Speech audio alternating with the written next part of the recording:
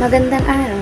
Ngayon, halina't samahan niyo ako na pumunta sa Barangay San Miguel upang tuklasin kung ano ang nangyari sa kanila nung panahong tumama ang bagyong Falcon sa kanilang barangay. Tara na.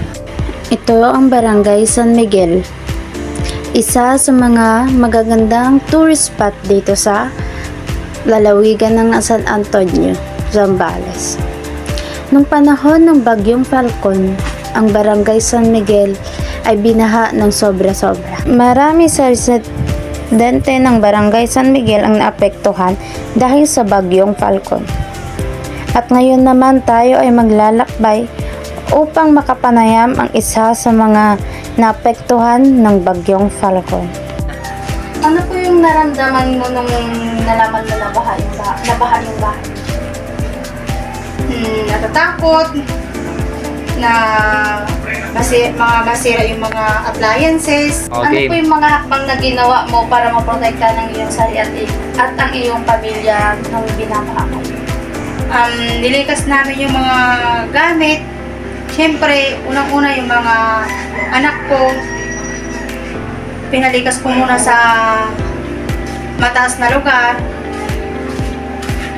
Yung mga gamit namin, inilikas din po namin. Saan ka nanatili habang binabaha ang bahay? Sa mataas na lugar kung saan hindi kami abutin ng baha. Sino ang mga tumulong sa'yo habang binabaha? Mga kapitbahay,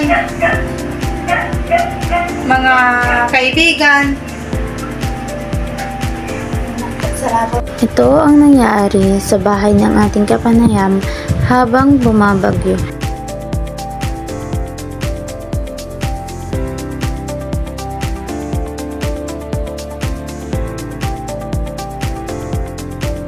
Ngayon naman ay libutin natin ang iba pang mga naging epekto ng bagyong Falcon sa Barangay San Miguel.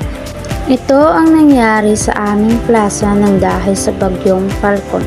Ang ibang tao ay tumatawid na sa tubig na mataas para lamang makapunta o makamusta ang iba nilang pamilya na nabaha.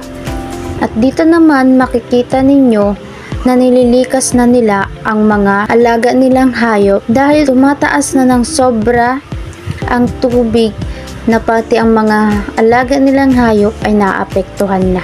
At dyan po nagtatapos ang ating pagtuklas tungkol sa naging apekto ng bagyong Falcon sa Barangay San Miguel. Maraming salamat sa inyong panunood.